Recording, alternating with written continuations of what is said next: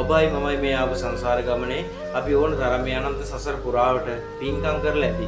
ඒ කරපු පිනක් නිසාමයි අපිට මේ මනුෂ්‍යත්වයක් ලැබිලා තියෙන්නේ. මේ ලෝකේ උපතක් ලැබිලා තියෙන කරපු පිනක් නිසාමයි. එහෙනම් පින්වතුනි උපතක් ලැබෙන්න හේතුව පිනක් නම් මේ ලෝකෙන් ඈතර වෙන්න හේතුව තමයි ඒ පිනක්ම තමයි. එහෙනම් එදිනකෝ නිවන් දකින්න. එහෙමත් නැත්නම් මෙන්න මේ ලෝකයෙන් ඈතර වෙන්න ලෝකෝත්තර භාවයට පත් වෙන්නත් හේතුව තමන් සසරේ කරපු පිනමයි. එහෙමනම් මේ පින කියලා කියන්නේ පින්වතුනි සසරේ අපි ඕන තරම් පින්කම් කරලා තියෙනවා ලෞකික විදියටත් ලෝකෝත්තර විදියටත්. එහෙනම් ලෝකෝත්තර විදියට කරන පින්කමක් තමයි ලෝකෝත්තර භාවයට පත් වෙන්න හේතුවක් හැදෙන්නේ. ඒ කියන්නේ ශාසනය මුල් කරගෙන එහෙම නැත්නම් බුද්ධ ශාසනය මුල් කරගෙන කරන පින්කමක් නිසාමයි එදිනකෝ බුදු පසේ බුදු මහරහත් මෙන්න මේ තුන්තරා බෝධියකින් එකකට පැමිණලා මෙන්න මේ නිර්වාණය අවබෝධ කරගන්න.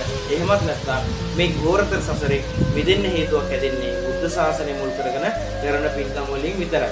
එහෙනම් පින්වතුනි ඔබ දැකලා ඇති මිනිස්සු ඕන තරම් පින්කම් කරනවා. ඒ කරන පින්කම් නිසාම ඒගොල්ලන්ට බුද්ධ ශාසනය මුණ ගැහිලා තියෙනවා. ධර්මය ඇහෙනවා. ඒ ඇහෙන ධර්මයේ සමහරුන්ට අවබෝධ වෙලක් ඇති. ඉතින් අවබෝධ වුණත් ඒගොල්ලොත් කියනවා තාම එකම තැන. තව අපිට නිවන පූර්ණ කරගන්න බැරි වුණා. මේ බුද්ධ ශාසනය හම්බෙලා තිබ්බත් හරියට නිවන කියන්නේ මොකක්ද කියලා අපි තාම දන්නේ නැහැ කියන මිනිස්සු ඕන තරම් ඉන්නවා. අපි කාගෙන් හරි ඇහුවොත් දැන් ඔබ නිවන් දැක්කද? නිවන් දකින්න මොකක්ද කියලා ඇහුවොත් සමහරට අවුරුදු ගාණක් බණ අහන කෙනෙක්ටවත් ඒක කියන්න තේරෙන්නේ නැහැ. එහෙනම් පින්වතුනි කෙනෙක්ට බුද්ධ ශාසනය හම්බෙලා ධර්මයක් හම්බෙලා මහා සංඝරත්නයත් හම්බෙලා නිවන් දැක්කේ නැති හේතුව මොකද්ද? මේ නිවන පූර්ණ කරගන්න බැරි වෙච්ච හේතුව මොකද්ද කියලා හරියට අපි හිතලා බැලුවොත් නිවැරදි විදිහට හිතුවොත් Taman සසරේ කරපු පින්කමක අඩුපාඩුවක්මයි. පින්කමක අඩුපාඩුව කියන්නේ ඔබ දැකලා ඇති ඕන තරම් ශාසනය මුල් කරගෙන මිනිස්සු පින්කම් කරනවා. ඒ පින්කම් කරද්දී ඔය අතුපතු ගානවා දැකලා ඇති. ඒ අතුපතු ගාද්දී මිනිස්සු ඒ අතුපතු ගාලා ඒ කුණු කොට සමහර විට එතනම තියලා යනවා. අතු ගාපු ඉදල එහෙමම තියලා යනවා. එතකොට පන්සලකට හරි ඇවිල්ලා යන තියෙන පිනක් කරද්දී ඒ තියෙන පුද පූජා එහෙමම තියලා පූජා කරලා ඉවරලා එහෙමම තියලා යනවා. ඒව අස්පස් කරන්නේ නැහැ. එතකොට අපි බණක් අහන්න ගියත් සමහර වෙලාවට අපි පන්සලේ පුටුවක් හරි අරගෙන බංකුවක් හරි අරගෙන ඉඳගෙන ඒ බණ ටික අහලා එහෙම්මම නැගිටලා යනවා. ඒ පුටුව බංකුවත් අපි අයින් කරන්නේ නැහැ. එහෙනම් පින්වතුනි අපි පින්කම් කරනවා තමයි. ඒ අපි කරන පින්කම් වලට බුද්ධ ශාසනය මුල් කරගෙන අපි පින්කම් කරනවා. ඒ කරන පින්කමට අනුව අපිට බුද්ධ ශාසනය ලැබෙනවා. ධර්මය ලැබෙනවා. යම් කිසි කෙනෙකුට අවබෝධ වෙන්න පුළුවන්. හැබැයි මේක කෙලවරක් දකින්න බැරි වෙනවා. එහෙමනම් ඒ කියන්නේ රහත් වෙලා මේ එහෙමත් නැත්නම් බුදු වෙලා පසේ බුදු වෙලා මෙන්න මේ සසරෙන් කෙලවර කරන්න බැරි වෙනවා අපිට.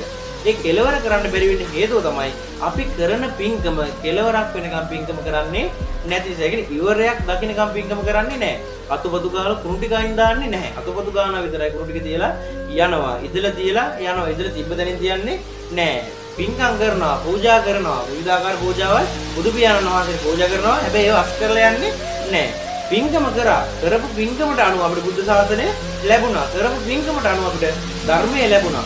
හැබැයි පින්කම ඉවර වෙනකම් කරේ නැති නිසා ඒ ධර්මයෙන් අපිට ඒක අවබෝධ කරගෙන මේ සසර ඉවර කරන්න බැරි වෙන්න පුළුවන්. එහෙනම් අපිට මේ සසරෙන් එතර වෙන්න, එහෙනම් නැත්නම් මේ සංසාර ගමනේ නික්මෙන්න මේ පුණ්‍ය ශක්තිය ඒකාන්තයෙන් හේතු වෙනවා. එහෙනම් අපි කරන පින්කම අපි අවබෝධයෙන් තේරුම් අරගෙන ඒ පින්කම ඉවර වෙනකම්ම කරන්න ඕනේ. ඉවර වෙනකන් නොකර මගින් දාලා ගියොත් අපිට නිවන් මඟ නේද? මේ නිවන් මඟ හම්බෙලා මගදී අපිට ඒක එතනින් නවතින්න පුළුවන්.